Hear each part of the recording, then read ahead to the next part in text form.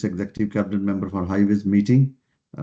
Let's start with item 1, which is monitoring of executive cabinet member decision enclosed. I can see Councillor Wilkinson. Yeah, thank you very much, Chair. Can I ask 2 questions? Well, one's a question and one's a comment. Can somebody tell me why the culvert at the Fairways is taking 3 years? It'll be next year before it is actually sorted out. I remember talking about this some years ago, and I'm a little bit concerned. A, it's taking so long. B, what is the situation if the culvert fails? Because it is the only access point for 500 odd houses into the Bolton's A phases 2, 3, 4 and 5.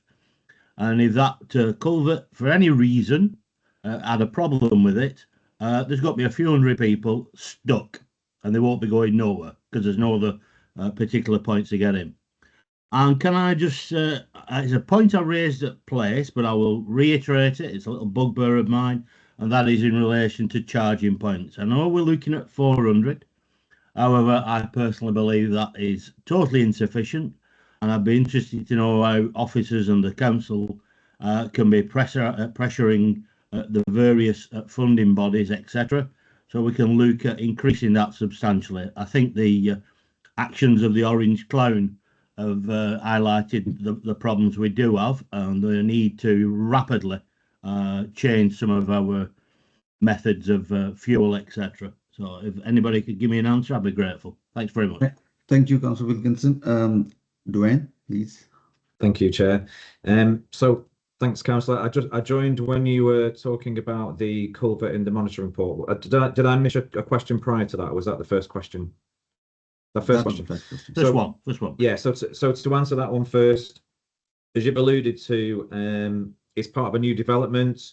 The reason it is taking such a long time for the council to adopt, and talking to your point about condition, is that we want to make sure that it is in a good condition before we adopt it, and that there's some work that's required to that culvert that the developer or their contractor are undertaking before it'll be an adoptable condition. So that's the situation, and it's all tied up with the adoption of the roads and the estate and all of the highway assets. So we're working really closely with that developer to adopt that culvert, but as you have alluded to, it keeps on getting pushed back in time. So we are working with that developer, and just in relation to the EV charging points, I mean, the council was very fortunate to receive 2.4 million in relation to electric vehicle charge point, particularly for on highway. So we can address some of the shortfalls, because we have highlighted in the past, and our transport strategy highlighted that we did have a shortage of charging points across the whole of the borough. So we have got that rolling out in a very short period of time. They'll all be in place by the end of March 2027. In terms of additional funding, then yeah, absolutely, we are constantly petitioning as a region and as a combined authority for additional charge points, but also this is a role for the private sector. So as those, and we deal with lots of planning requests for off-site and for almost like the electric vehicle charging like hubs, which are basically the electric version of a petrol station, where you've got a collection of hubs off highway on a car park, kind of with like a petrol station where people can go and just stop for half an hour and have a rapid charge and get 100 miles or whatever they need to do to top up. We've got several of those coming to market, but clearly they need to be viable and profitable for those operators. So as the car ownership, the electric car ownership increases and there's a need for those sites, then we will be getting more requests from the private sector. We're also looking to incorporate them into the new housing developments. So a lot of new housings that are being built will have car chargers on the houses. So anywhere with whether you've got off-street parking, they'll be available for those new properties that are being built. And as you know, it's a significant number of houses that we are aiming to build each year over the next 15 years. Thank you. Could I just, on the culvert, I'm sorry, I'm going to have to disagree, Dwayne, because before it was even built, when the legal orders were being talked about some time ago, this was the very point I made. If the culvert goes in, who is responsible? who will ensure that it is up to scratch? And here we are talking about 2027, something which you've alluded to may not be up to scratch at this moment in time. And there's going to be something like over 1,000 residents beyond the point of Pennington Brook Culvert. And that, to me, is unacceptable. I wouldn't mind if it was something which just popped up. I talked about it before while the stream was still there, before they'd even put dug the first turf. So to put it bluntly, I'm not amused, as they say. I will send an email expressing my concerns. Okay, thanks very much. Yeah. Thank you. The next item is Director of Place Budget Report 2026-2027. That's myself, Chair. Yeah. Hi, Chair. Thank you. Okay, so good morning, everyone. This report for the Directorate of Place follows the Council's full budget report and represents the final stage of the corporate business planning process for 2026-27. It's a detailed and comprehensive report. However, I'll highlight the key points for noting and approval for this portfolio. Part 1 of the report is the revenue budget. For the Directorate, the revenue budget is 35.977 million. And for this portfolio, it is 7.488 million before savings. Investment in the Directorate is detailed in table 3.2.3. The Directorate has been given a 2025-27 savings target of just over £1 million, with a year 2 allocation of 600,000. It's important to note this represents the second year of a savings programme and no additional savings have been assigned for 2026-27. Section 4 of the report outlines the savings programme and sets out the options requiring approval. There are no proposals requiring approval for this portfolio. Part 2 of the report is the capital programme, and the 2026 capital programme for the Directorate of Place is 45.217 million. For this portfolio, it's just under half, so 21.4 million. The itemised capital programme is detailed in Appendix E. Fees and charges are detailed in section 6 of the report, with a breakdown of any fees and charges proposed that vary from the underlying budget assumption, which is 2%. For this portfolio, we have pay and display fees for parking services, which is proposed will remain at 2025-26 levels, as current machines cannot issue the change, basically, and can't support the increase.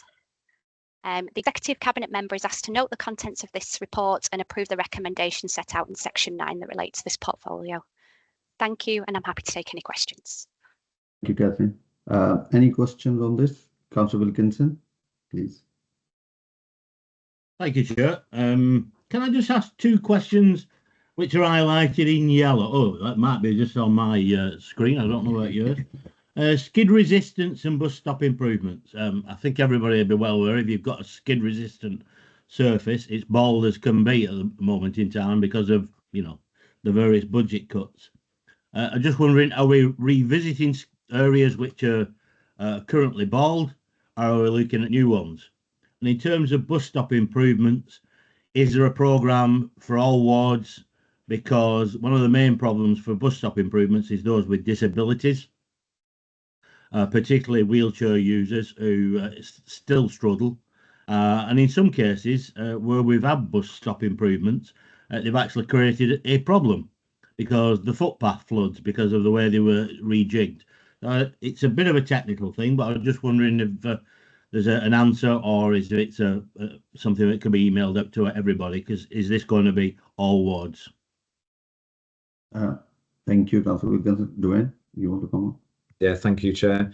That's a level of detail that I wasn't really prepared for, Councillor. So I can certainly talk to officers and get something emailed out. I mean, clearly it will be a handful of bus stops and a handful of sites in relation to skid resistance improvements, but I'll try and get those locations to everyone on the call. Thank you. Thank you, Dwayne. John, do you want to come on this? No, it's most definitely a level of detail that I'm not prepared for, Councillor Curran. So I'll most definitely defer to Dwayne in this particular case. But thank you for the question, Councillor Wilkinson. It's actually a point of clarification, Chair, if I may, and forgive me, Catherine. Did you indicate no savings allocated to Councillor Curran's portfolio? None for approval within this report. There is another fleet saving that's to come forward in this next financial year, but it's not for approval in this report. Yeah. No, I just wanted to be clear that we have a £200,000 allocation against fleet utilisation and fleet reduction. So I just wanted to be clear. Forgive me. Thank you, Chair. Thank you, Catherine. Thank you. I can't see any other hands, so report is noted and approved as recommended. Thank you. The next item is a procurement of large mechanical sweepers. Report include, is it John? Yeah, please. Yes, I'll pick this one up, Councillor. Thank you. So this report requests permission for the Fleet and Transport Service to enter into a procurement exercise in order to procure 3 new large mechanical sweepers for use by neighbourhood services. So large mechanical sweepers are exactly what it says on the tin. They are the large street sweepers with a large tank on the back. We've seen them all travelling slowly around the borough, left-hand drive, sweeping up the street, sweeping up the leaves in October, all that kind of stuff. So the council operates 4 large mechanical sweepers. 3 new mechanical sweepers were procured last in 2016. So the newest 3 vehicles that we currently own and operate are approaching 10 years old now. I know it says 9 years in the report, but it's approaching 10 years old now. They are becoming increasingly difficult to maintain and keep on the road. They are frequently breaking down, and that results in a negative effect on the service and reduces the ability to keep the streets swept and keep them clean. We also operate 1 older vehicle. That vehicle is currently 16 years old. That's a sort of spare vehicle that is brought in at really busy times. So you can imagine October into November is very busy in terms of sweeping up leaves, trying to keep the gullies clear and all that kind of stuff. So that older vehicle will be retired. One of the, I think the best one of the 3 existing 10-year-old vehicles will be kept on as that spare vehicle. And the intention is to purchase 3 new mechanical sweepers. The cost of 3 new mechanical sweepers, they're £185,000 each. The cost for 3 is £555,000. The intention is to enter into a procurement exercise to find an appropriate supplier through the correct framework. And the ask of this report, and I'll read the recommendations from the report. The ask of the report is to authorise the Director of Place to procure via framework by mini competition and appoint a preferred bidder for the purchase of large mechanical sweepers in accordance with the Council's standing orders relating to contracts following a procurement exercise, to authorise the Borough Solicitor to carry out all necessary legal formalities and authorise the Borough Treasurer to carry out all necessary financial formalities. That's a brief overview of the report, but of course I'm happy to answer any questions. Thank you, John. Any question on that? I can't see any hand. Councillor Wilkinson. Not more of a question. I mean, it's good news that we're replacing them. I mean, the knackered, basically. However, I was at place a bit firm with officers. I think that they'll accept that, about street cleaning in West Bolton. However, when something's done right, I'm quite happy to say so at the same time. And whilst we're in public and it is recorded, just like Place was, I would like to say a big thank you to officers, because I was not impressed with the last street cleaning which took place in West Bolton, and I made that clear. However, today, street cleaning has taken place, and I have to say it is substantially better than what had happened before. So I would just like to say thank you to officers for listening to concerns which have been expressed by residents to me, particularly on heavily wooded estates, and thank you. Thank you, Councillor Wilkinson. Councillor Webb. Yeah, thanks, Chair. It may have passed my eyes, John. I may have missed it, and if I have, I'll apologise in advance. What's the fuel source on the new sweepers? Are they electric? No, didn't report. No, the intention this time is to purchase diesel-powered vehicles.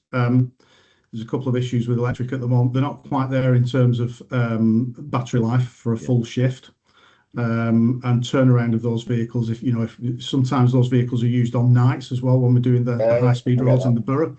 So we wouldn't be able to turn them around in time to get back out on a night shift. And the cost of those vehicles is significantly more at the moment. They are catching up, and I would hope the next time we're looking at large mechanical sweepers, we'll be looking at an electric fleet. But at the moment, not quite there, both financially and in terms of operational capacity. I don't think we'll have to worry about it in our career time before electric catches up at that weight band anyway. Thank you. I can't see any other hands, so report is noted and approved as Gary recommended. Parker, Councillor Crowe. Oh, sorry, Gary.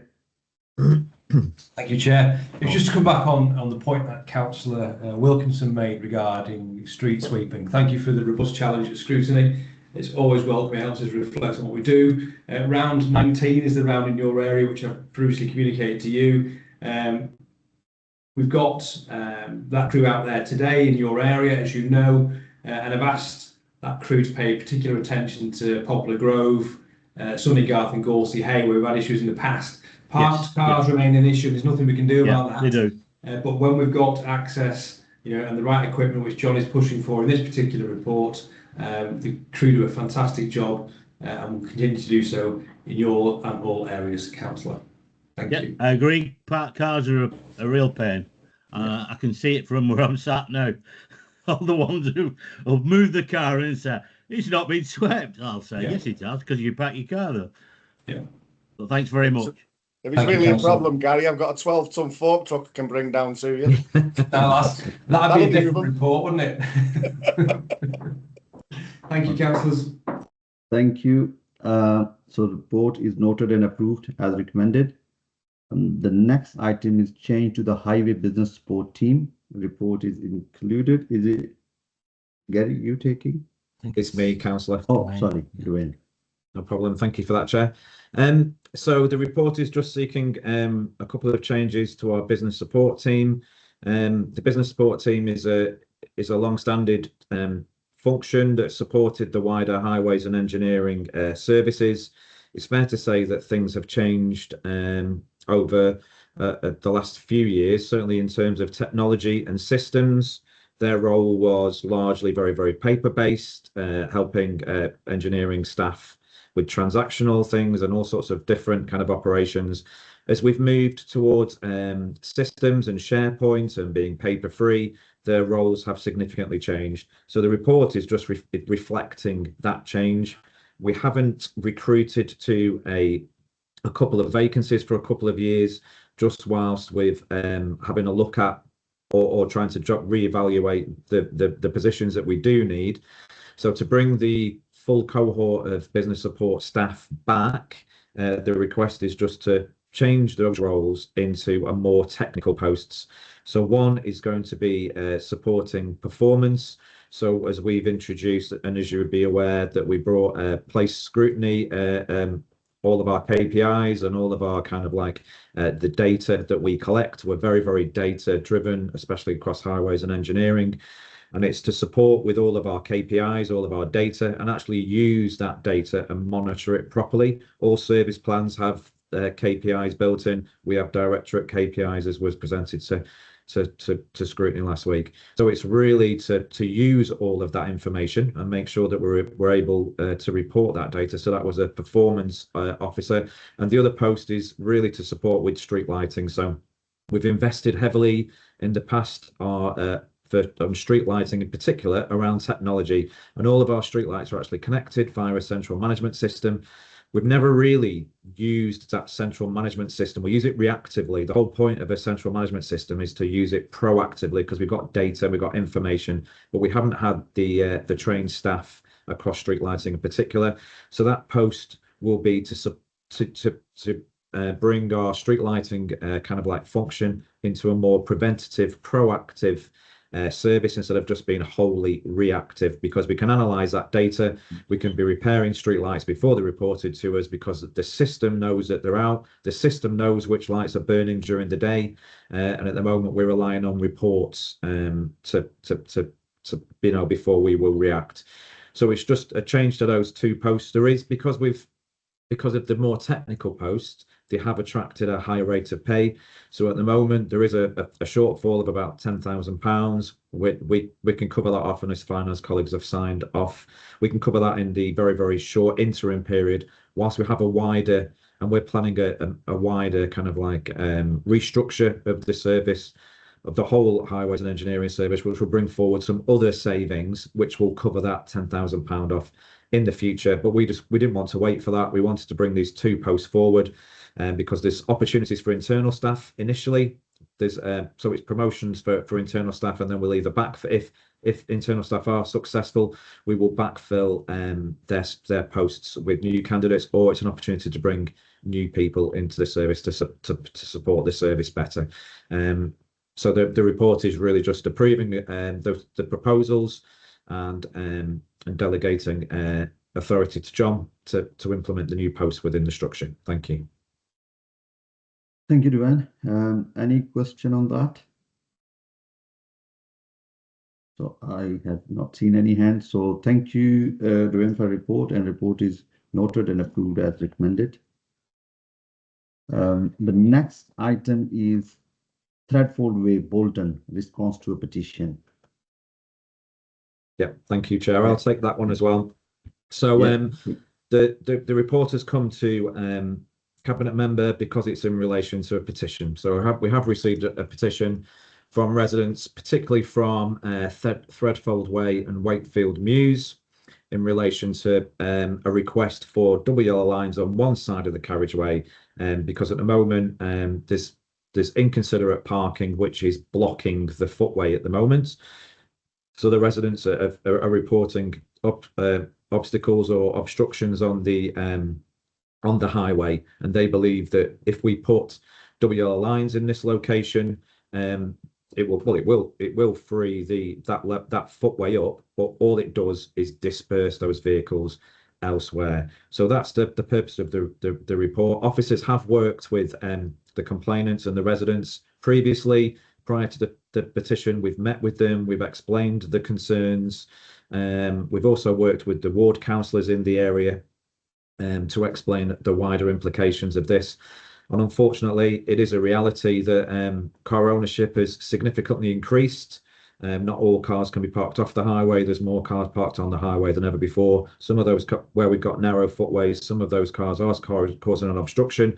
That's up to the police to enforce. And the issue with, I mean, we will always, as the next report talks to, we will always bring parking restrictions, particularly around road safety and around making sure that there's safety for our residents. But in this case, just bringing forward those parking restrictions is just going to displace those vehicles somewhere else, to be a problem somewhere else on the network. It also, through working with the ward councillors, the ward councillors have undertaken some kind of like consultation with the residents. The residents would be the local residents would object to those yellow lines because it's largely the local residents that are parking the cars on that footway. Their cars would be displaced across the network. So that would mean we'd be bringing forward a report which might not necessarily have the support of ward councillors in the first place, and would have to come back to the ECM for decision, because we would receive numerous objections. So it's unlikely that we would be able to implement those lines anyway, because I think from an officer perspective, we wouldn't be recommending the implementation of those lines, and certainly it doesn't appear that we've got the support of the ward councillors. So the request within the report is just for the Cabinet member just to note that we have received the objections, and just take no further action in relation to implementing new yellow lines. And we will continue to work with the ward councillors and the residents to make sure that the footways are clear and safe and accessible as far as is possible. Thank you. Thank you. Duane, I have a question on that. When we say we have consulted the residents and we are expecting objections, is there any formal consultation? I believe there's no formal consultation in this case. No, it wasn't undertaken formally, councillor. It was undertaken by the ward councillors. Yeah, it is referred to in the report that the ward councillors have undertaken like a bit of intelligence gathering on our behalf. Yeah, just to sense the consensus, because clearly we've got a few objectors here, but they wanted to understand the consensus across the whole of that kind of like housing estate area. No, the other thing is, because I have received a lot of emails, sort of evidence, the issue around there, obviously from the residents who wanted this to happen. So if we go for the option 2, which says add the restriction to the traffic regulation order database for future consideration. So what does that mean? Will this be placed with any next set of TROs in the ward and then will be consulted? Just bear with me. Just bear with me a second, Councillor. Sorry, I closed the report. Just let me go to option 2. Yes, so absolutely. So then it would be, I mean, we can add it. So option 2 would add this location to the long list of, so when we all resident, and it has been on that long list before, the fact that this has come via a petition, we've had to respond in a different way. We can certainly add it to that long list, and that would be up to the ward councillors to determine whether they want to take that location forward as a traffic regulation order or not. But yeah, if you approve option 2, we will place it back on the list, and then the onus will be on the ward councillors to determine whether they want to bring these lines forward for a TRO. Okay, thank you, Councillor Fieldcroft. Thank you. It's always a difficult one when you've got residents who are complaining about parking and what have you, or lack of it, or when you put double yellow lines in restrictions, like you say, it just moves it somewhere else. But also there's the fact that double yellow lines can get ignored and people will just continue to still park there. Without enforcement, it doesn't mean anything to a lot of people. It will just still continue to happen. We need enforcement if we're going to put extra double yellow lines in to make it worthwhile, really. That's all I wanted to say. Thank you. Thank you, Councillor Fieldcroft. I can't see any other hand. Dwayne, in this instance, I want to go for option 2 because I want to go for a formal consultation, and then it's up to the people what they want. Obviously, will get the response. So I approve the report with option 2. Thank you, Councillor. Thank you. The next item is, sorry, lost the agenda. Yeah, another TRO. It is, Chair. Yeah. So yes, so Aldercott Road TRO objection report. Yeah, thank you. So this is just in relation to a new housing development where there's conditions around mitigating the impact of that development on the wider community. So there as part of the new housing development, it was there was a requirement for parking restrictions on the wider network.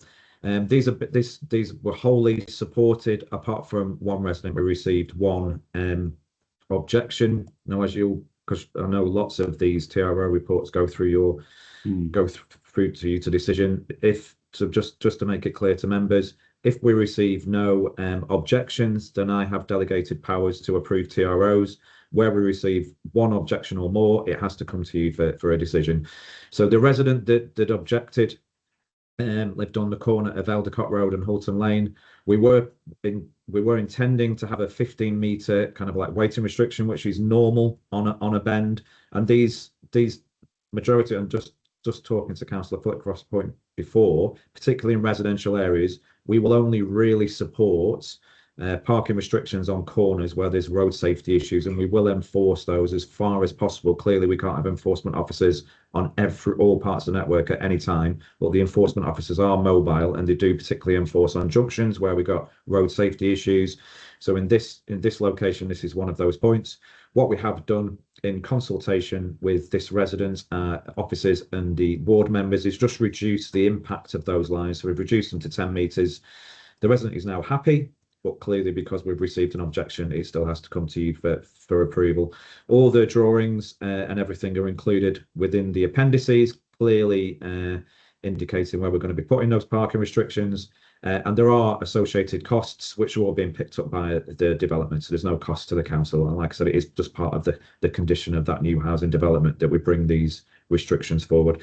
So the recommendation is for you to approve, noting that we have worked with the residents to make sure that everyone is happy now with what we're proposing and implementing. Thank you, Chair. Thank you, Duane. Any question on this? No, I can't see any hand. So thank you for the report, and reported, noted and approved as recommended. Thank you. Okay, Councillor Cram, I'll stop the live stream now. Ready for the other item. Yeah.